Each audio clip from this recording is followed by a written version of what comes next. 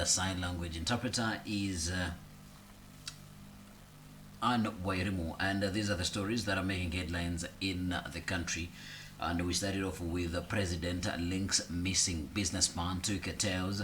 President William Ruto has waded into the puzzle over the abduction of billionaire businessman and chairman of the Rai group of companies, Jaswant Rai, who was kidnapped in broad daylight on a Friday evening by 3 armed men in Kilimani area, Nairobi. Now, speaking during his ongoing tour of Western Kenya, President Ruto mentioned the missing businessman by name and appeared to associate Rai with those he described as cartels sabotaging government plans to revive the sugar sector in the western region. Now, as per the publication of this story right now, the businessman had been released, or as we play you this clip, the businessman had been released. Watch the president in Western Kenya.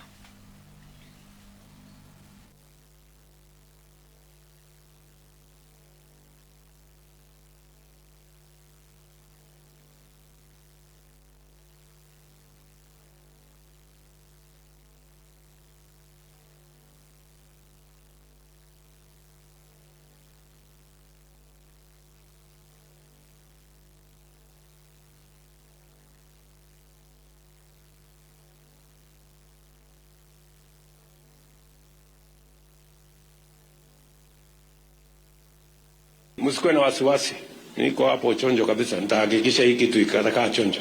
Na wakora wote wako katikati, msikuwe na wasiwasi ati kuna mtu atakuja kutuongelesha Kiingereza hapa, sijui muhindi fulani, sijui nani. Hapana, hiyo haiwezekani. Sijui mwingine ananiambia Rai nani? Hapana, hiyo haiwezekani. Hiyo no. Hii ni mali ya wananchi na hatuwezi kukubali mtu ambaye ata take advantage of people in this region. Nobody is going to take advantage of anybody.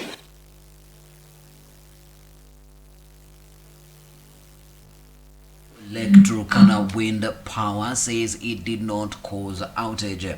The government has launched investigations into the circumstances that resulted in the countrywide blackout that plunged the country into an almost 24-hour-long darkness. Now, Energy Principal Secretary Alex Wachira says engineers from EPRA, Kenya Power and KETRACO are jointly carrying out the probe to ensure there is no repeat of the incident that left many businesses counting losses. As a blame game persists on who is responsible, the Lake Turkana Wind Power Station has distanced itself from the claim by the Energy Ministry that a sudden withdrawal of power from the grid caused the blackout. Until we get to find out what was the reason of the fault, we do not intend to bring the intermittent wind into the grid. As for the investors, we want to assure you that we have security of supply, we have a stable system, and so therefore this is just a storm and a passing cloud, and we assure you we are on top of things. Was it a sudden drop in the wind speed? Was it, which it cannot be because that one would normally go down slowly. Was it a false signal which told the system shut down because it is facing some danger? That we are yet to establish, but the engineers are currently on the ground in Lake Turkana wind farm to check the logs and confirm to us what exactly. Now to PLO Lumumba leads a group seeking to amend the constitution.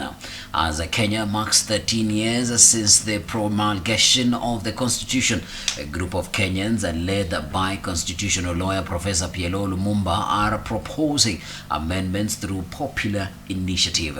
The group is proposing a review to the leadership and integrity representation of the IEBC and the structure of devolution.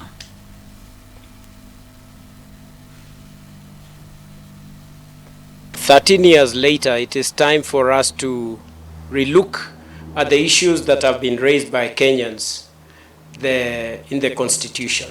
It is only in order, it is normal that constitutions are relooked into 10 years after. We believe through our preliminary examination, that there are certain aspects of the constitution that need to be re-examined. Na hii leo tunazindua harakati au mchakato wa kubadilisha katiba kwa kuwauliza wananchi wa Kenya wajiunge nasi. We have seen the creation of an office called Prime Cabinet Secretary. It is not directly mentioned in the constitution. Ought we examine that area?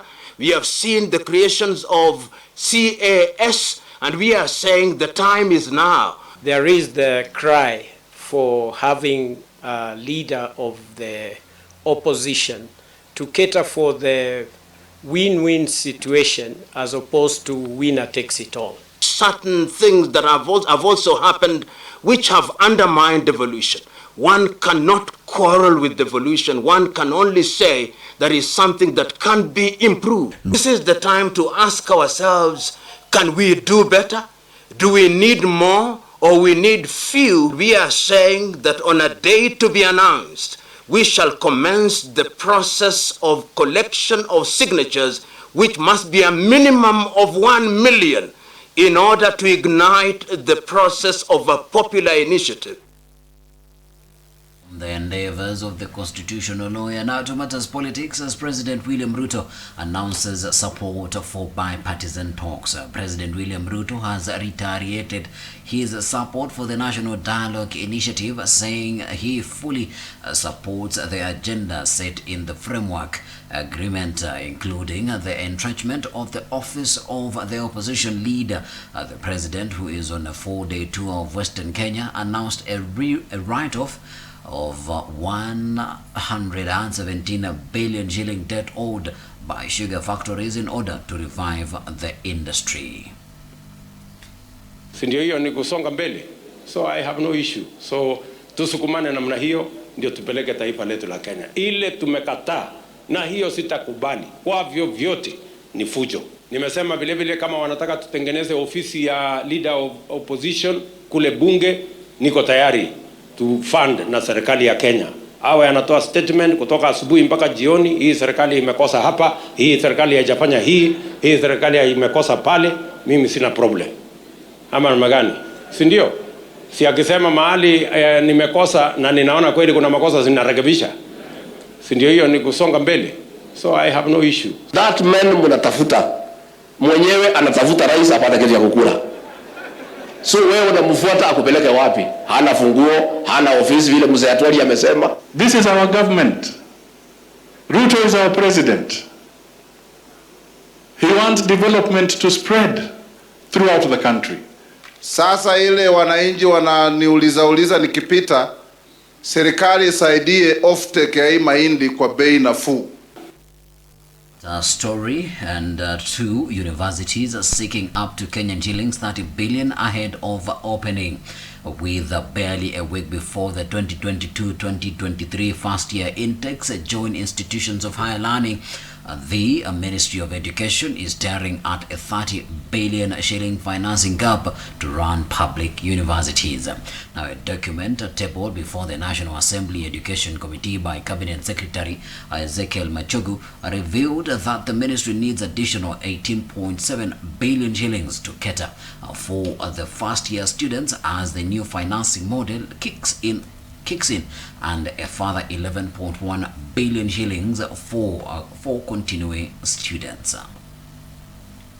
The total funding requirement for the new funding model is 39.4 billion for the financial year 2023-2024. To support this model, the government has already increased resources by 12.5 billion this financial year. The current funding gap is 18.6 billion, which we have put up a case for supplementary one, and hopefully the Education Committee and this August House will be able to consider that in order for us to achieve the kind of success that we want achieved. The funds which have been provided now are 34.1 billion, which will be 40. With that, we come to the end of the news that are making headlines in the country. We're going to take a break. When we come back, we're coming back with stories that are making headlines in the dailies. Keep it science.